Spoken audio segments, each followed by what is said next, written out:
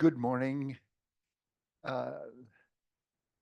Thank you all for coming, and happy Nepalese New Year 2081, which happened yesterday actually, but it's a great pleasure for me to introduce my old friend and colleague, Dr. Edwin Bernbaum, for his talk on the power and mystery of mountains. I don't think any of us need to be reminded of the inspiration that mountains give us living here in Oakmont on a daily basis. Ed is an accomplished scholar, author, photographer, mountain climber, and consultant on environment and culture and leadership training.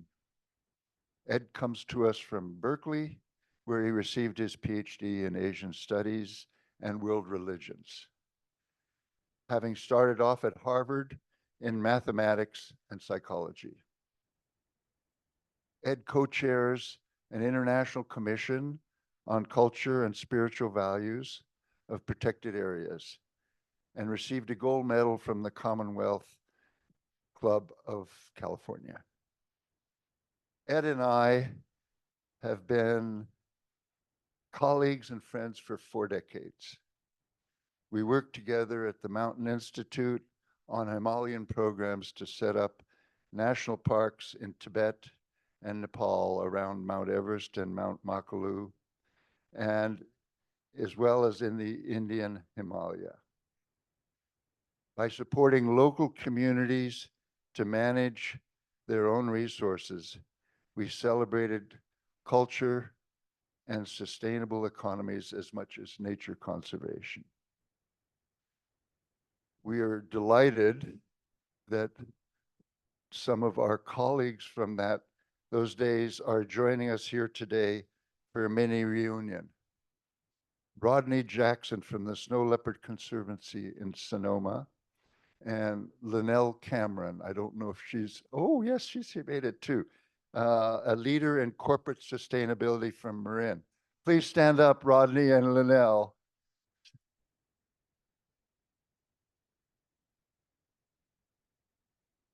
Ed continues to be a community leader in the Bay Area today. Following the loss of his son, Jonathan, in the Ghost Ship fire, he established the nonprofit Vital Arts, which is now successfully providing affordable living and working space for artists of all media. Is there information on that charity in the back, Ed, or not? Okay, vitalarts.org, right? Yeah. There is copies of Ed's book on the sacred mountains in the rear for sale, as well as information on his online course at Stanford University. Please help me welcome Ed to our symposium community.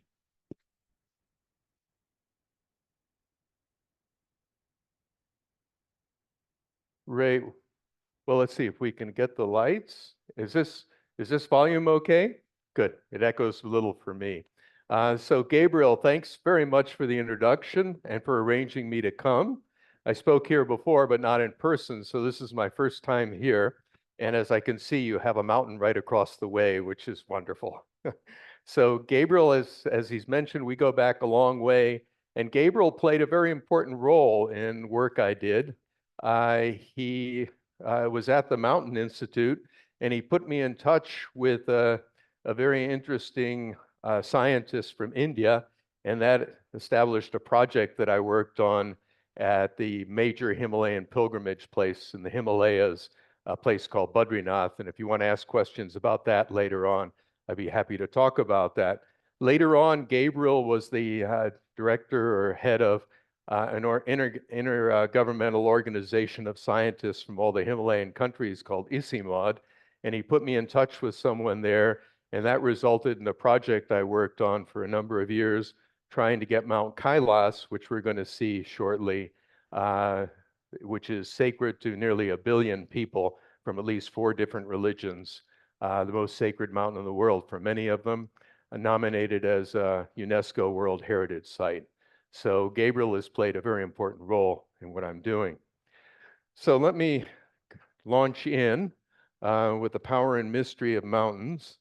And the talk is on the power and mystery of mountains. Almost all the pictures you'll see are ones that I've taken. And I'd like to start with the opening paragraph of my book, Sacred Mountains of the World, which fits with this topic. As the highest and most dramatic features of the natural landscape, mountains have an extraordinary power to evoke the sacred. The ethereal rise of a ridge in mist, the glint of moonlight on an icy face, a flare of gold on a distant peak. Such glimpses of transcendent beauty can reveal our world as a place of unimaginable mystery and splendor. So, how did I get into this? Well, my interest in mountains and eventually led me to sacred mountains goes back to my earliest memories. When I was 2 years old, my father was in the Foreign Service and we moved to Quito, Ecuador in the Andes. And my earliest memories are of snow-capped peaks in the equator. We moved back to Washington, D.C., and I fell in love with snow. There was something magical about how snow transforms the landscape, makes it very pure. And a word makes it sacred, although I wouldn't have put those words on it. But I was drawn to it. And we moved back to Ecuador when I was a teenager, 15. And I started climbing with an Ecuadorian mountaineering club, originally to go up to snow on the equator. And this is one of my Ecuadorian companions climbing an ice tower on a glacier in Ecuador. In college, I got very involved with the Harvard Mountaineering Club. I was the president of it. And during one summer, we did an expedition that made the fourth ascent of the second highest peak in Alaska, Mount St. Elias, about 18,000 feet high. And this is a picture from that, looking out over this Arctic landscape. And I remember standing here at around dawn, thinking I was standing on the blue edge of infinity. I eventually wound up going with the Peace Corps to Nepal, and I went on an expedition to Annapurna, actually South Annapurna, which is not the highest peak of the Annapurna Range. Annapurna is one of the 14 8,000-meter peaks, the world's highest. It was the first one of these peaks to be climbed by a French expedition in 1950. This is Annapurna South, just under 24,000 feet high.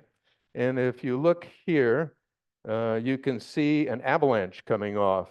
We were trying to climb up to underneath this hanging glacier, following somebody who supposedly had a lot more experience than us. He'd made the first winter ascent of Denali or Mount McKinley in Alaska, but he led us right up under a hanging glacier, which you can see right there.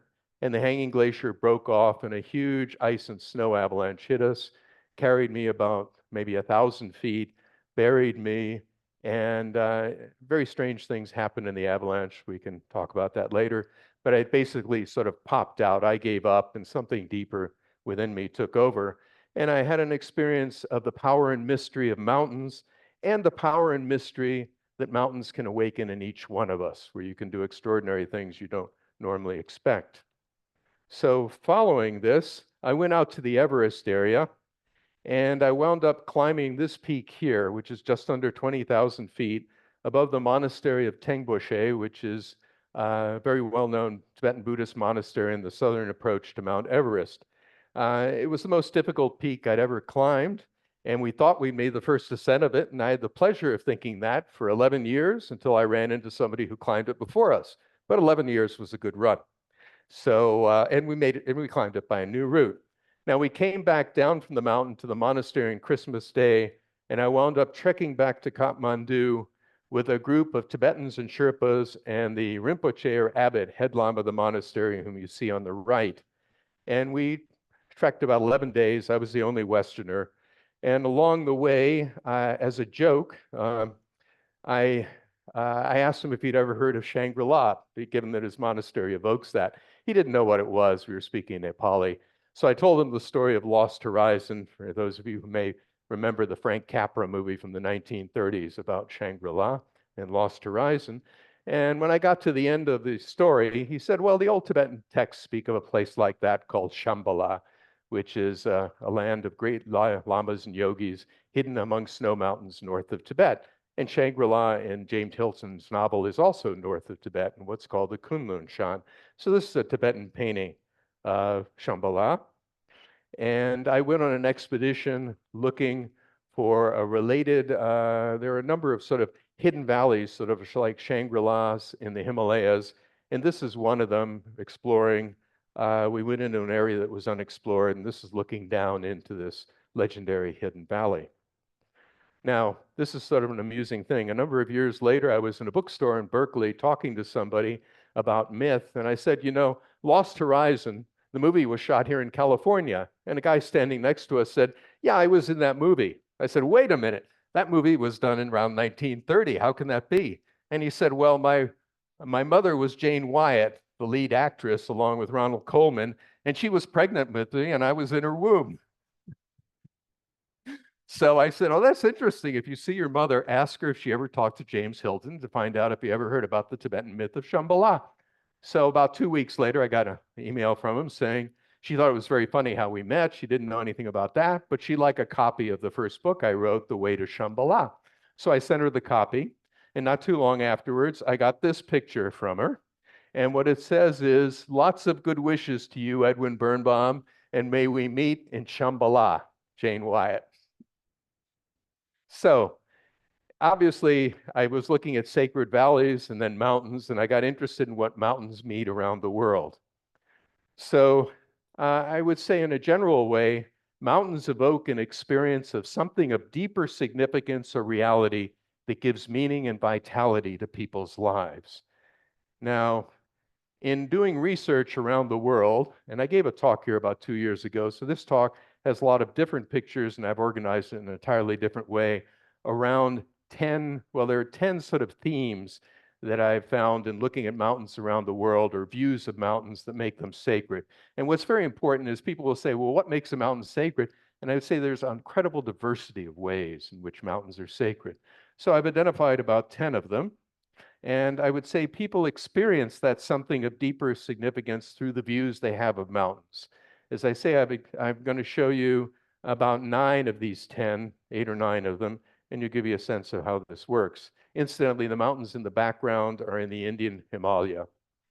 So let's start off with the mountain that immediately jumps out to people, and the theme that's very important, which is height. Mountain is a high place. That's what we normally think of immediately here in the West. This is the picture that's on the cover of my book, Sacred Mountains, which is in the back, and it's a view from Tibet. To give you a sense of the scale here, the summit of Everest is a little over 29,000 feet. The monastery in the foreground, wrong book, is at about 16,500 feet, which makes it 2,000 feet higher than the summit of Mount Whitney, the highest mountain here in California in the lower 48. So let's take a look. Why Mount Everest is sacred in various ways. In a sense, in the modern world, it's sacred as a symbol of what's of ultimate value, whatever is number one. And in the West, we tend to put a great premium on that. And probably the most famous reason given for climbing mountains is by George Mallory in the 1920s before he disappeared on Everest. And he said, because it's there. You have to ask a second question, I think. This is something that, it's very simple, almost Zen-like, but somehow it catches people's attention. And you have to focus on what is the it that's there. And I would say that for many climbers, either consciously or unconsciously, that it is something of deeper significance that's worth risking their lives for, and as Mallory did, perishing on Everest. But of course, climbers, there are all sorts of different reasons, and there are other reasons which are not sacred. So this is a picture of George Mallory and another climber at 28,000 feet on Everest in the 20s. And they look like they're, out there in tweed jackets for a stroll in the British Highlands. They were really tough back in those days. Today, when people climb Everest, they wear this sort of stuff. So you can see these guys were a lot tougher. So what about Everest itself for the local people? Well, Everest is, the name of Everest, the Tibetan name of Everest is Chomolungma, or more properly in Tibetan, Jomolangma. And Jomolangma is short for the name of the goddess of the mountain. Her name is Jomo Myo Langsangma, And Tibetans, rather than making acronyms, it's a monosyllabic language, so each syllable has a meaning. They'll take a whole bunch of syllables and contract them to a few. So Jomo Mio Lang Sangma becomes Jomo Langma. And this is a painting of her. And she, she's almost always, Jomo Lungma's, until recently, I think I've had some effect now. It's often translated as Goddess Mother of the World or Goddess Mother of the Universe. And that's not what it means. It's the short name for this goddess here, who's a relatively minor goddess. She doesn't give you the transcendent attainments of enlightenment. Rather, she provides wealth and long life and goodies in this world here. So it's kind of a Western projection onto this name. Now, Everest and the Everest area has a very personal meaning for me because I met my wife in Kathmandu.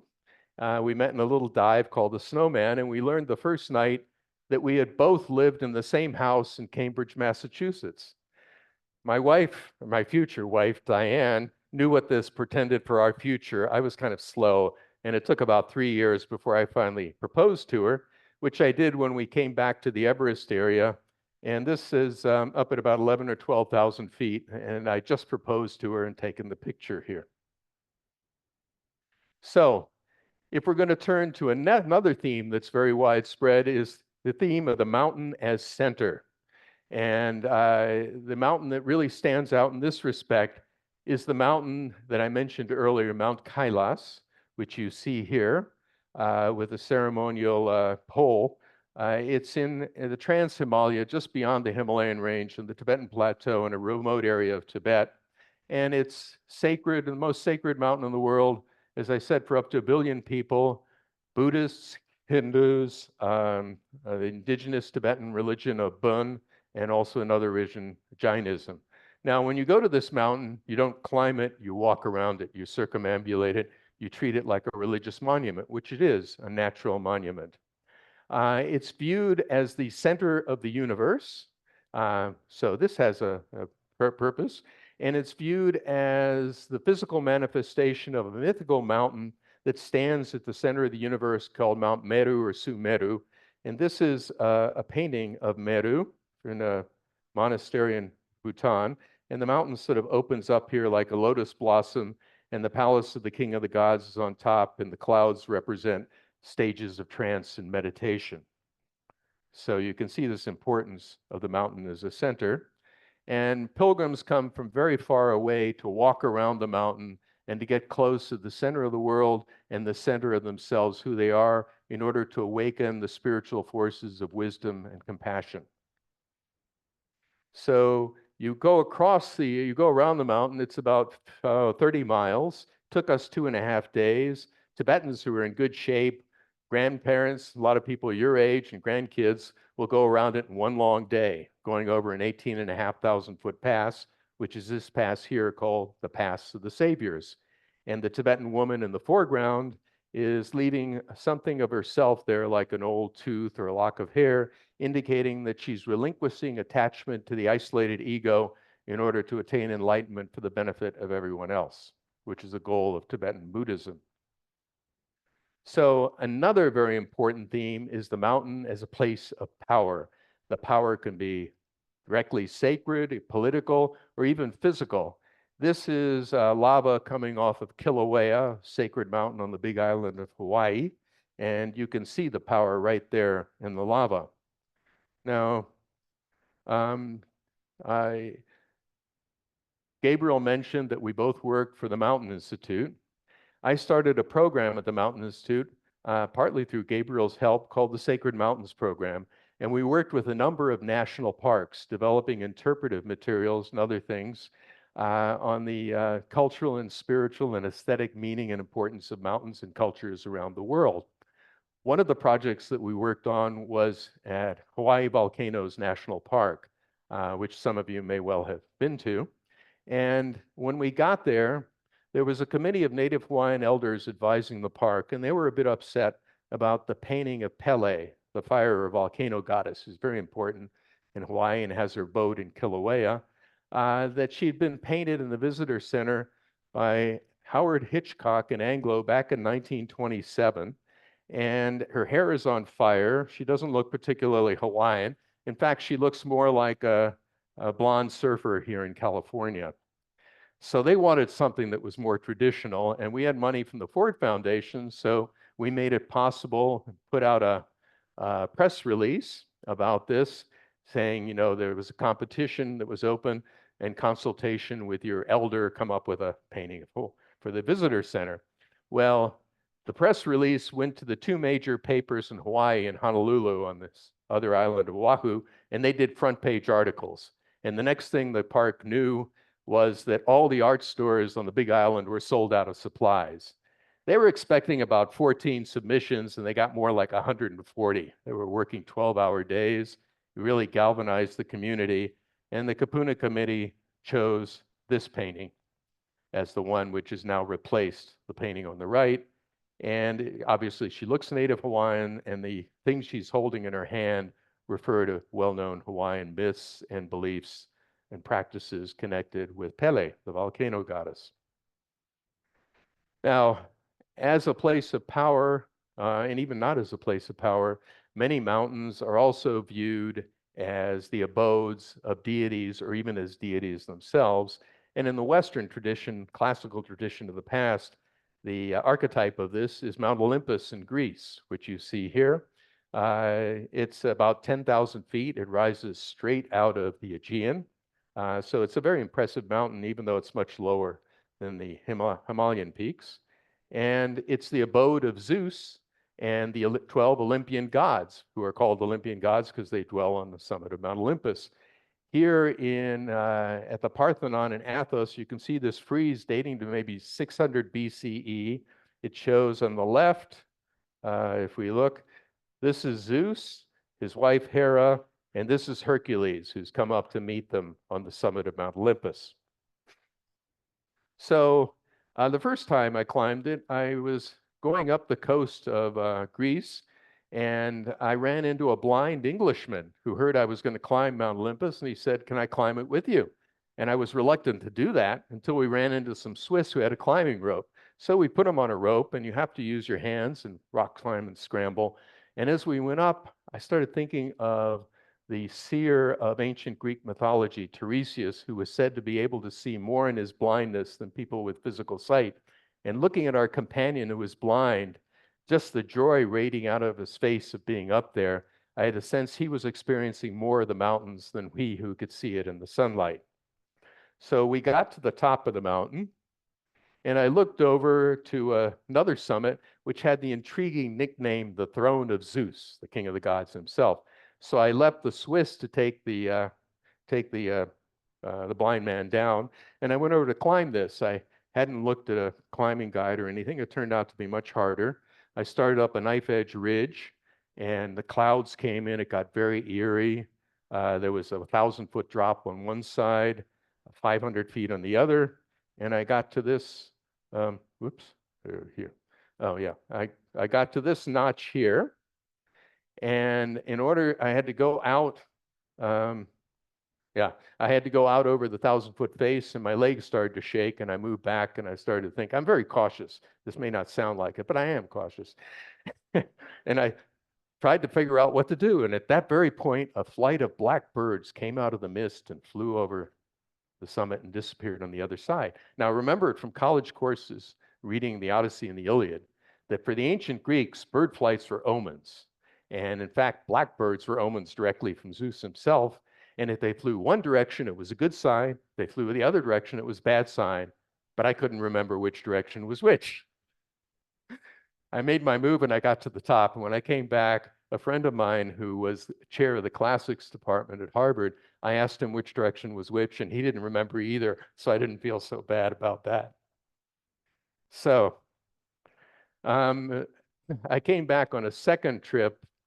The National Geographic Expeditions Council sent me and an explorer in residence named Johann Reinhardt, who does a lot of high altitude archaeology and has found mummies as high as 22,000 feet above sea level in the Andes, to Greece to look into sacred mountains.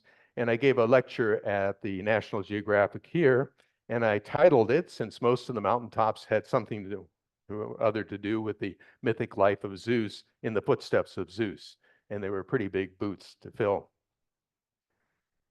So another very important thing is mountains as temples or places of worship.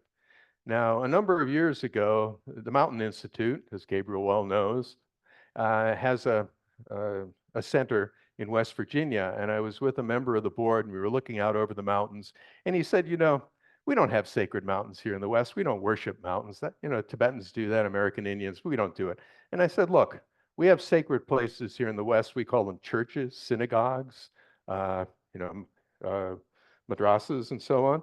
And I said, you don't worship a church. You go to a church to worship or to be in communion with something higher.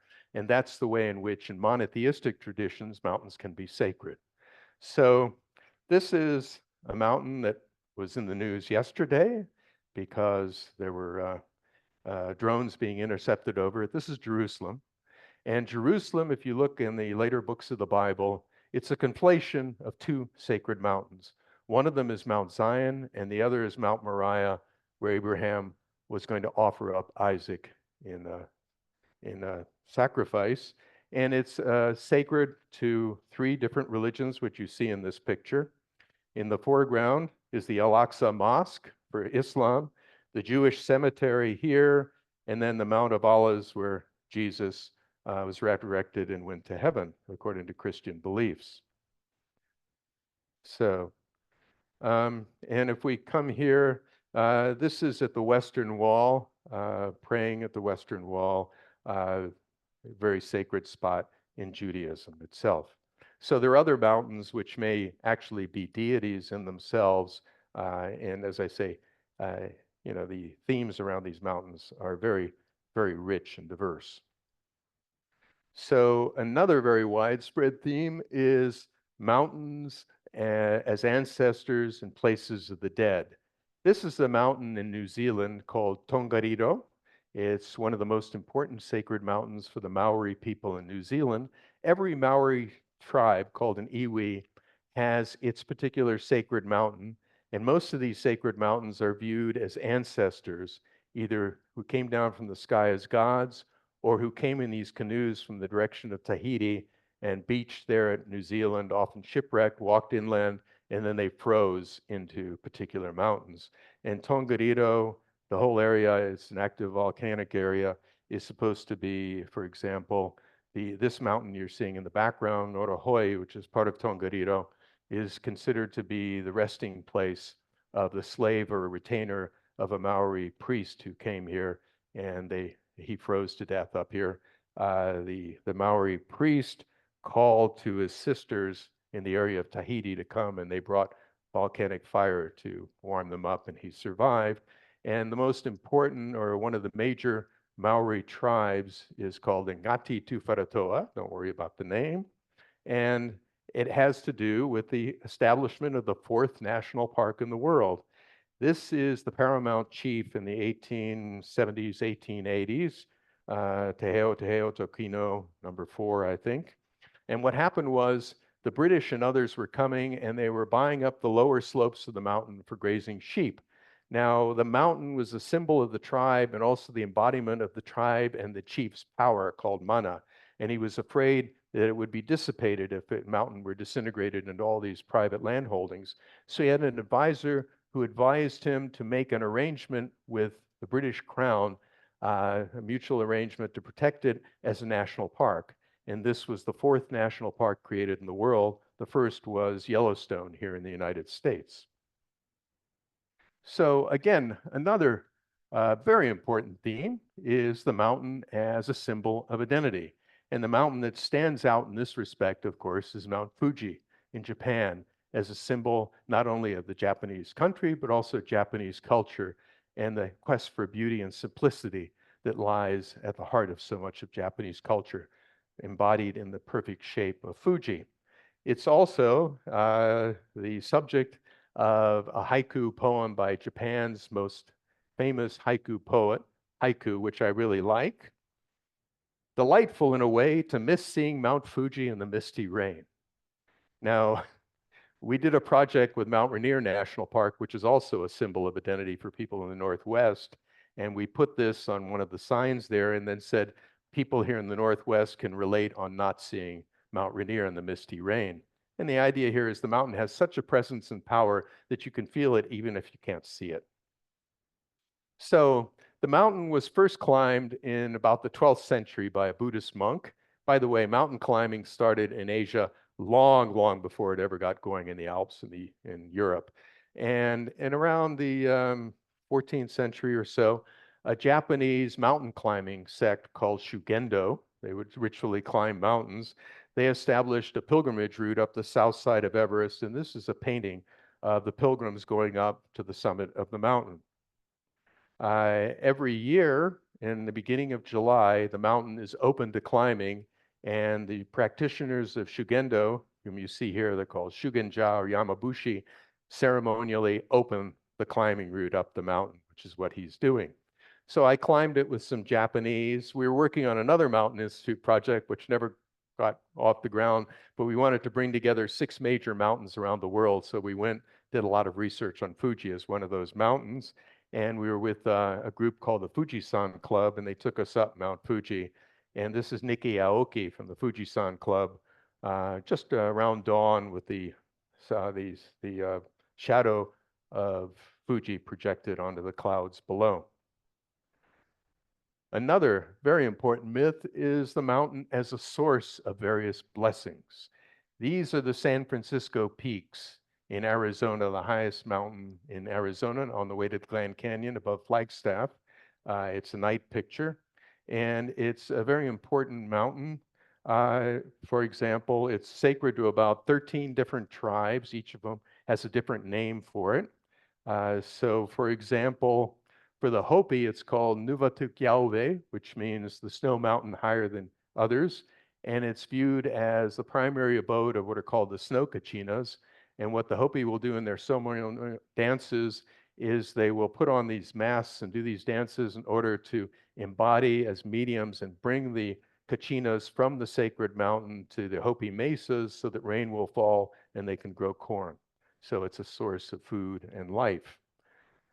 In the same area are the Navajo or the Diné, and for them, say the San Francisco peaks are one of 4 sacred mountains in the 4 directions that surround the sacred land in which they live, called Dineta. And the mountains are very involved in rituals of healing, which are basic to Navajo culture. So here is a Navajo singer, a traditional medicine man. He's making a diagram of one of the spiritual beings that's supposed to be on one of these mountains, and then the patient will be put on to this diagram, the sand painting on the dirt, in order to bring them back to a time of the beginnings and restore a sense of harmony with themselves, with others, and with the environment, which for the Navajo is the source of illness, and you've got to re-get that. So one of the chants that's probably the most important is called Blessing Way, and here is the one, what the chant about climbing the San Francisco peaks. Now I am long life, now happiness as I have ascended. Before it is as blessed as I have ascended. Behind me it is blessed as I have ascended. I have ascended. Oh yeah, quite a climb. Now the final one, and this is what? So the final one, the final theme is one that we can relate to and is very important here in Western culture, and that's the mountain as a source of inspiration, revelation, transformation, and renewal.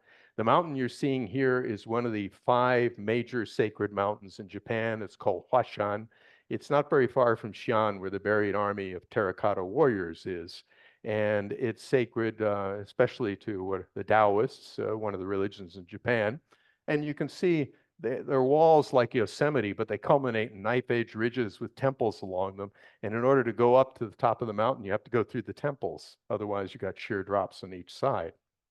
So mountains have been a source of inspiration for artists and poets and writers.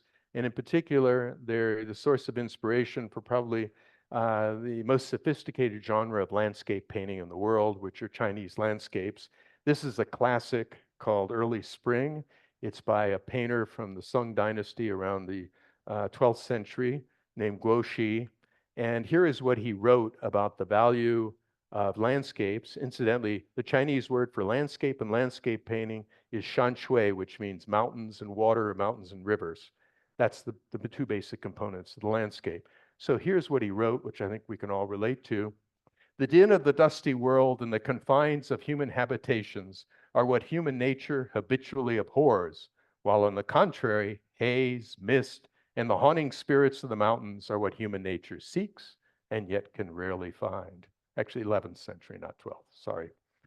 So here in the West, for example, a mountain that's very important, especially in Judaism, Christianity, and also in Islam, is Mount Sinai. And this is near the summit or dawn view from the mountain that's usually identified with Mount Sinai. There are a lot of candidates for it, Jebel Musa in the southern Sinai Peninsula. And this is from Exodus. Now Mount Sinai was altogether on a smoke because the Lord descended upon it in fire, and the smoke thereof ascended as the smoke of a furnace, and the whole mount quaked greatly. And when the voice of the ram's horn waxed louder and louder, Moses spoke, and God answered him by a voice. And the Lord came down upon Mount Sinai to the top of the mount, and the Lord called Moses to the top of the mount, and Moses went up. So the summit is the meeting place of humans and God. I sometimes ask people, who do you think is the most famous and influential mountain climber in Western history? And people will say, well, Sir Edmund Hillary, who climbed Everest. And I'll say, no, Moses, much more influential. So there's a monastery at the foot of Jebel Musa, Monastery of St. Catherine, one of the oldest Christian monasteries in the world, established in the 6th century. And we stayed there and spoke to the abbot of the monastery. He's Greek Orthodox Christian. And it was sort of an interesting thing that happened in the late 1980s, after Israel gave the Sinai Peninsula back to Egypt. The Egyptian government announced plans to build a cable car up to the summit of Mount Sinai and put a casino in on the top. This aroused consternation all over the world, and there was an end piece in Time magazine that took the Egyptian government to task for this, and they were shamed out of doing it. But just down the valley, there is an example of tourist development, which is appropriate, because they made a hotel for visitors on the site of the making of the golden calf, where people were cast into hell. So that's okay.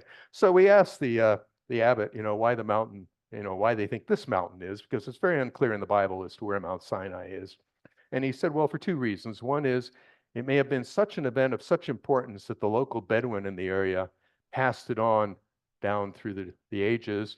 And when the Christian desert fathers came to meditate here, they learned about it in the 2nd century AD. The other reason is he said there may have been a monk here who was meditating and he had a vision in which it was revealed to him. So two sort of ideas about it. So I'm going to finish up with my final mountain adventure. I'm not in really, I'm getting along in years and I can't go to altitude anymore. So this was a low altitude, but very interesting mountain adventure. This was at the Vatican, which is one of the hills of Rome, so it qualifies a bit as a mountain. And in 2022 in December, there was a conference that was organized by the Vatican and the United Nations Mountain Partnership, part of FAO, Food and Agriculture Organization, which handles mountains. And it was in celebration of International Mountain Day that happens on December 11th every year. So they organized this conference. The name of it was The Message of the Mountains, and they invited me to give a keynote. So I came there. It was around Christmas, so you can see a Christmas tree. And this is, you can see St. Peter's Basilica on the square in front. The conference was at this beautiful little building that tourists aren't normally allowed to see. It's in the Vatican Gardens behind the Basilica of St. Peter. It's called Casina Pio IV. It dates back to about the 15th century with all this beautiful ornate sculpture on the outside, and then these incredible, murals and so on up above. As I say, I gave a talk here. There were a lot of really interesting people from FAO. There was a woman who should have been the first woman to have climbed all 14 of the highest peaks, but she came down from the summit of one of them because her husband got sick, and then she came back, and someone in the meantime had already climbed it. But you can see what it looks like. And they put me up for 5 nights in the house where the Pope lives. It's called Casa Santa Marta. And as we were coming back after I gave my talk, I went into the basilica, and you can see Pope Francis here. He's doing a ceremony in Spanish for the Virgin of Guadalupe in Mexico. And if you look on the right, you can see a Swiss guard in his full regalia. So one of the advantages of being in Santa Marta was they gave you a key. And all I had to do was show the Swiss guards the key, and they let me in anywhere. And I had this backdoor entrance to the basilica, so I could go in whenever I wanted. Um, you know, I would see the Pope at meals, but the etiquette was not to approach him because he'd be mobbed by people. So once I ran into him in the hallway and we said, buonasera, good evening to each other. But in eating there, I wound up spending a lot of time and made friends with a cardinal, whom you see on the right. And he's the cardinal from Canada, the prime cardinal from there. He's Archbishop of Quebec. And we became quite good friends and exchanged all sorts of stories and things like that. And he comes from a very small village in Quebec, has about 100 people. And he told me the people brag that 1% of them have become cardinals. So it was a great experience to be there. And I remember as I was leaving at the end, I started talking to a Swiss guard, and we got into talking about skiing. And he told me he didn't ski, he snowboarded. And I mentioned that to my son, David. And David said, I can just picture him snowboarding in his full Swiss guard regalia in the Alps. So I want to finish with this last picture on, the wider implications of sacred mountains. This is a picture of the major sacred mountain in China, Taishan. You can see there's a staircase of 7,000 steps going up to the south gate of heaven, which you can see, oops, yeah, there we go, right there. And this is a mountain that probably has the longest record of ascents of any mountain in the world. Probably goes back to the second millennia BCE. Chinese emperors would climb this mountain. I won't go into detail, but what I would like to do is read from the opening of my last chapter in Sacred Mountains of the World. For most of us, sacred mountains are remote from the experience of everyday life. They lie far off in space and time, revered by distant cultures, many of which vanished long ago. Even the peaks that we manage to climb and visit rise on the borders of our lives, removed from the cities and plains where most of us live. What is the value, then, of thinking about them? It is simply this: the contemplation of sacred mountains with their special power to awaken another, deeper way of experiencing reality opens us to a sense of the sacred in our own homes and communities, a sense that we need to cultivate in order to live in harmony with our environment and with each other. In looking up to the heights and reflecting on the world around them, we discover within ourselves something that enables us to lead deeper and more meaningful lives. So before concluding, I just mention, if you want to learn more about sacred mountains, in the back, first of all, there are a few copies of my book, Sacred Mountains of the World. And also I'm teaching this online course on Zoom for Stanford Continuing Studies on sacred mountains. It's open to everyone, and it's starting next Thursday at 7 o'clock. So anyway, thank you. And again, thanks to Gabriel and Judy and everyone who made this possible.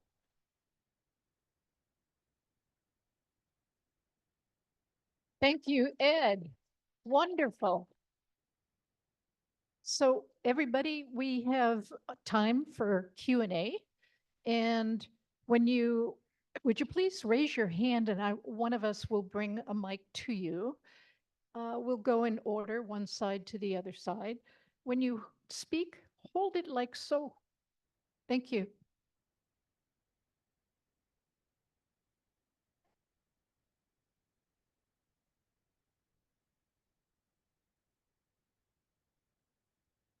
I'm interested in the makeup of the mountains. Are they uplift? Are they volcanic? Are the varieties even sedimentary? Yeah, no, it's a very good question. And in fact, at the beginning of each chapter in my book, I sort of go into the geography and geology of mountains in that particular part of the world. Like there's a chapter on China, a chapter on Japan. And so you mentioned sedimentary mountains. There are sacred mountains that are sedimentary. For example, Mount Kailas is a kind of a sedimentary mountain. I think it's got, large sort of rocks in it that, were laid down at a certain point. Um, Fuji, of course, is a volcano. Everest actually is sedimentary, the summit. The summit of Everest, the Himalayas have risen rather rapidly, and the summit of Everest was once underwater in what's called the Tethys Sea, and you can see the strata as you go up high. So but not very far from Everest is a mountain Gabriel mentioned, Makalu, which is granite. So there are all kinds of mountains, geologically speaking, that are sacred and not sacred. Again, the diversity. Thank you very much for your slides, and your presentation is wonderful. I'm curious to hear your perspective on how the sacredness of mountains have changed over time, given the world, and the flatlands around mountains have obviously become more populous and in many places more polluted. Have mountains become more sacred as a consequence? That's a very good question, and I'll have to think about that. It depends on the mountain. I mean, some have become more sacred, some less. But you mentioned a lot of people are down on the plains, and Gabriel will definitely agree with this. Yes, a relatively small percentage of the world's population lives up in mountains, but over 50% of the world depends on mountains for their very existence, because mountains are the sources of rivers and rain and water. So they're incredibly important in that respect. As far as the sacredness goes, often a mountain will change in the way it's sacred. So a mountain that may have been sacred to a particular deity then become, well, for example, you go to England and there are these what are called the Holy Hills, or you go to Ireland, there's a mountain called Croagh Patrick, which is sacred to St. Patrick. And there's in July, about 50,000 pilgrims go on their knees up to the top of this mountain in a ceremony. Well, originally it was the abode, or earlier, of Celtic deities called the Tuatha De Danann. So things shift, and mountains, it's because of ease of travel now, mountains are being overwhelmed, sacred mountains, with visitors. Just too many tourists or pilgrims. And one of the projects that actually Gabriel put me in touch with at this monastery of the area called Badrinath, what had happened there was it's the most important Hindu pilgrimage place in the Indian Himalayas, not Kailas, but in there. And it's up near one of the sources of the Ganges. And for most of its history, it was very difficult to reach it. It's a sacred area. There's a sacred mountain above it called Nilkant. And it took like 20 days trekking and only a few people. And then in the 1960s, there was a war between India and China, in which India took a big hunk, or China took a big hunk of India, called the Aksai Chin, part of what was Ladakh. And so the Indian Army built roads up in here in order for military purposes, and that opened it up to pilgrims. So about 400,000 pilgrims come in about a few months in the summer because it gets very snowy. And of course, there's been a tremendous impact on the landscape. And there was a forest there, and it got deforested. The Indian government and military tried to build trees, but nobody took care of them, so it was sort of hopeless until the scientist that Gabriel put me in touch with, A.N. Purohit, who is a really interesting fellow. He went up there and he talked to the chief priest, and he said, what do you think about doing a ceremony to basically plant trees and make them sacred so people will take care of them? And he thought this was a great idea. So there were these ceremonies and replanting a sacred forest up there. And it's something that also took off all over the place. And that project also inspired me to come up with a project we did with national parks, because I said, people go to Badrinath from all over India, and they get, ideas from their religion and their tradition about why it's important to protect trees and the environment elsewhere. Similar sort of thing happens with national parks. They're almost like secular shrines. People come and they're primed to get environmental messages, which they can then take back to their communities. So things do really change over time. And I would say, well, like the picture I showed you of Huashan, I climbed it when I was in early 90s, and there's one very long knife edge ridge, which is considered the most dangerous part of the climb. I took a picture of it with 2 or 3 people on it. And I taught this course for Stanford Continuing Studies last summer. And one of the students was in Shanghai, Chinese, and she sent me a picture of it nowadays, and it was just solid people up and down the bridge. So that has a major impact. And it's something that UNESCO in particular has to deal with World Heritage Sites. Yes. I grew up with a Mount Rainier and a view right out of our rear window in our home.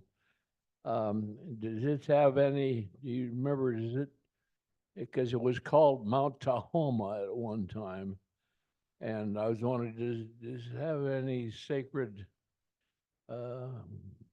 provenance of Yeah. any type with any tribes in the Northwest? Well, I'm glad you asked the question because, yeah, it's sacred to about 6 different tribes like the Nisqually, and they each have a slight variation. Tacoma, Tahoma, Tacobet, a number of them. So it's a sacred mountain for them.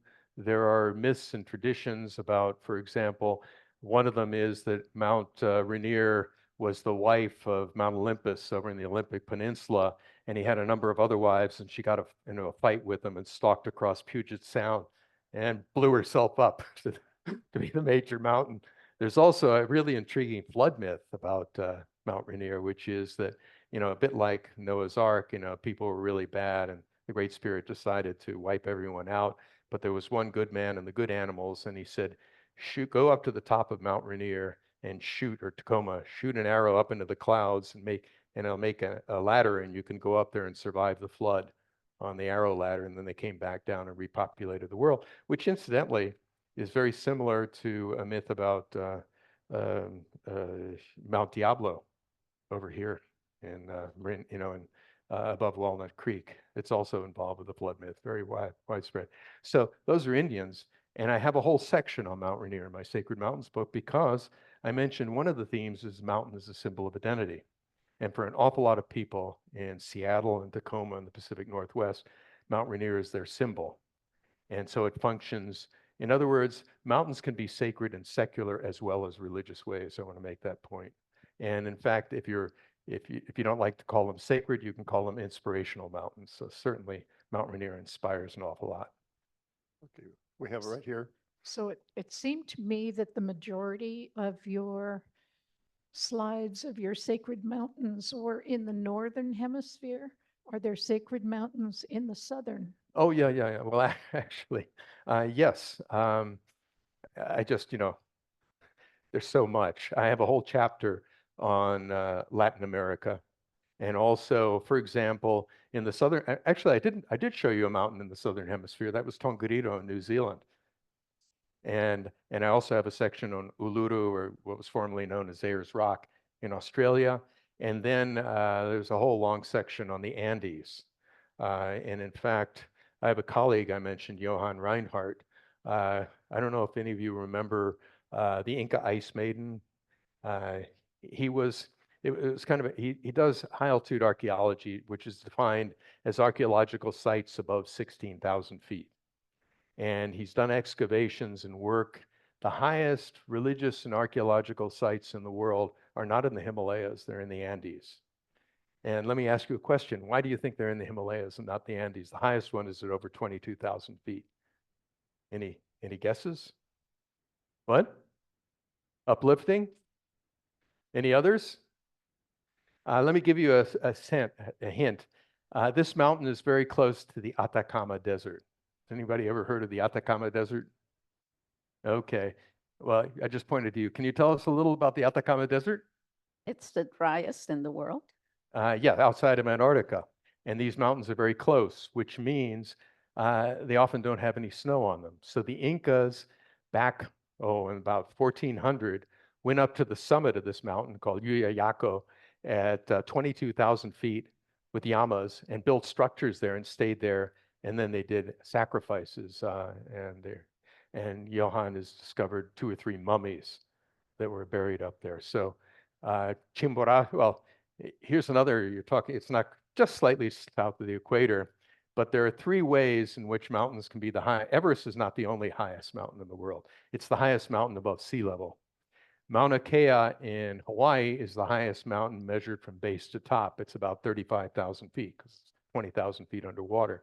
And then there's a mountain that I tried to climb 2 or 3 times, never got to the top of, called Chimborazo in Ecuador, just south of the equator. And it's higher than Everest because the Earth spins and bulges at the equator. So it's the point on the Earth's surface that's the farthest from the center of the Earth, farther than the summit of Everest. Or conversely, you could say it's the point on the Earth that's the closest to the stars. And that's in South America.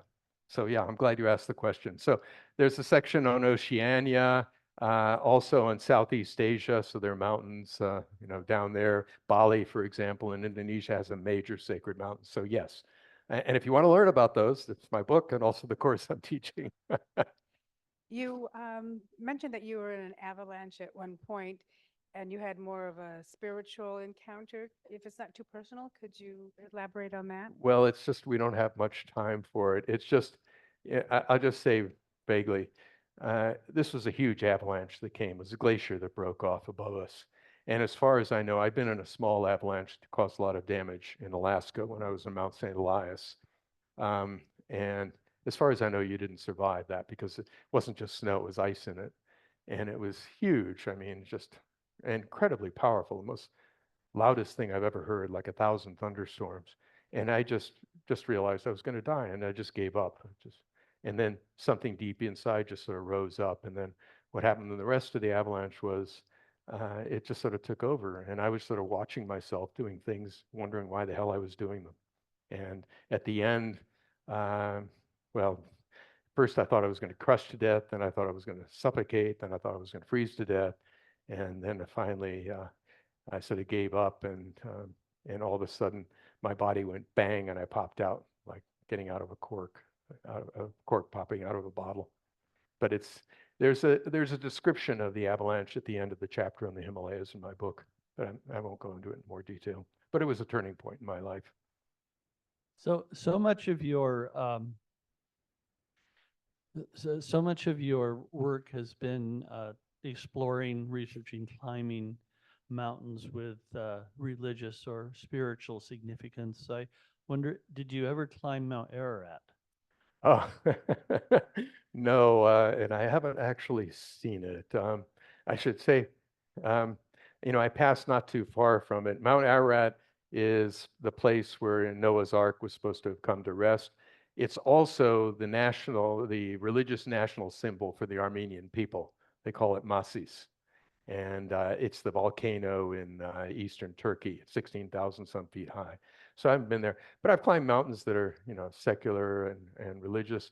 And also what I got interested in the work I was doing with the Mountain Institute is, if people are inspired by mountains or nature, either religion, I mean, in other words, I should point out a place can be sacred even in a secular sense. So Mount Everest is sacred in the secular sense of being a symbol of the highest goal you can strive to attain as being the highest mountain in the world.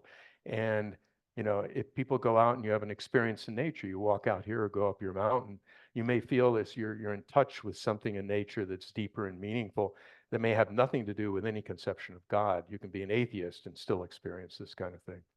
So Ararat, I have a section on Ararat, and the first edition of my book came out in about 1990, and it had about 120 color photographs. The problem with that was, as I discovered, the heart of the book was the text. And yet it was large format with 120 color photographs, so people assumed it was a coffee table book. Didn't bother to read it. So the second edition, which is the one here, has only 24 pictures that I took and I converted to black and white because I wanted people to focus on the text.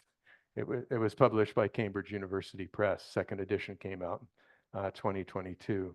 But the reason let's see, what was the reason I was going to bring this all? Anyway, yeah. We have time for one more question. We'll pass.